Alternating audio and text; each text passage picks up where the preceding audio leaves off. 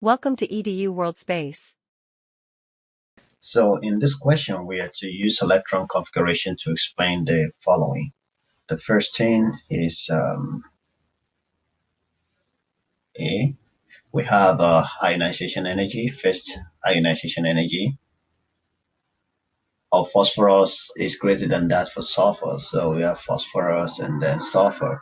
So if you look at the electron configuration of phosphorus, it's the 15th element. So that's going to be neon. And then you have the 3s2, 3p3, and sulfur is Ne, 3s2, 3p4. So if you look at the p orbiter, this is half filled and this is more than half filled. So because of the half filled orbiter are more stable than more than half filled orbiter. So this, well, the energy required to remove electron from phosphorus will be greater than that's required to remove the first electron from sulfur, because you have some repulsion between the two electrons that appeared in the case of sulfur. Then the next question is about electron affinity of nitrogen is lower. So we have in this case nitrogen, and it's lower than those of both carbon and oxygen.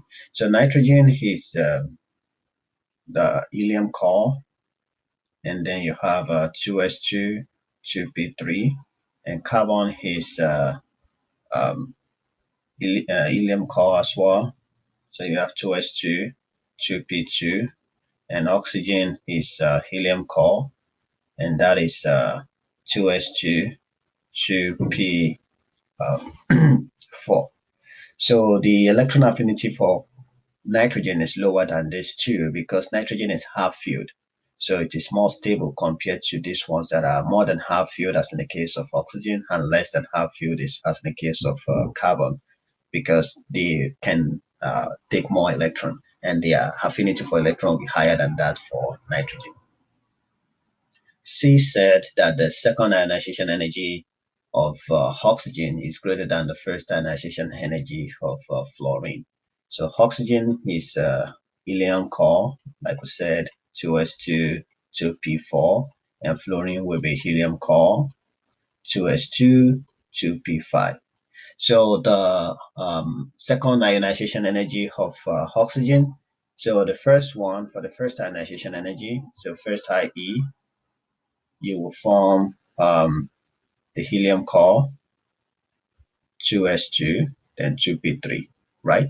Because you've removed one electron from the p orbiter. So this makes oxygen to be p3, which is half filled. So the energy required to remove the second electron to form the helium core, 2s2, 2p2, will be very high, because the p orbital here is half filled and it is relatively more stable than the first ionization energy, which is required to form the 2s2 with the helium core, of course, and 2p4, because this is more than half filled. There's repulsion between the two paired electron, and here you have a stability because of the half filled p3 orbiter. So the energy required to remove the electron from the p3 will be higher than the energy required to remove electron from the p5. Then the next one said the third ionization energy of manganese is greater than those of chromium and iron. So manganese is greater than chromium and iron. So manganese is D5, 3D5, and then 4s2.